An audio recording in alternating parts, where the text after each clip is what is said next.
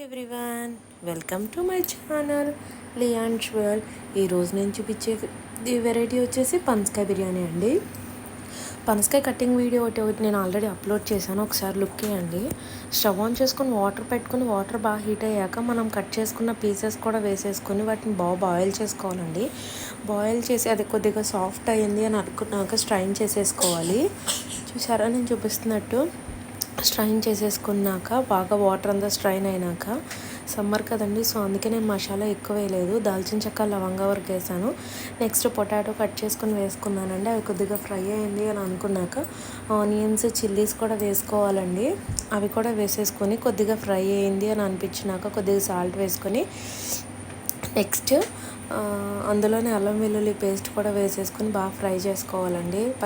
అల్లం వెల్లుల్లి పచ్చివాసన పోయే వరకు ఫ్రై చేసుకోవాలి. అది కూడా ఫ్రై అయింది అని అనుకున్నాక నేను నైట్ సోక్ చేసుకున్నానండి పచ్చి బఠానీ, అవి కూడా వేసేసుకున్నాను.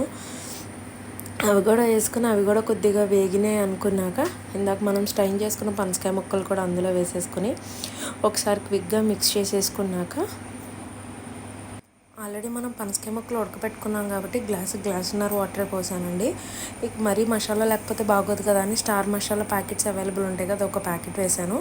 నెక్స్ట్ అది కూడా వాటర్ బాయిల్ అయినాక రైస్ కూడా వేసేసుకొని లిడ్ క్లోజ్ చేసేసి వాటర్ అంతా ఎవాపరేట్ అయ్యాక ప్లేట్లో తీసుకొని సర్వ్ చేసుకోవడమేనండి. పనసకాయ ముక్క చూసారా ఎంత సాఫ్ట్గా వచ్చిందో. Thank you for watching.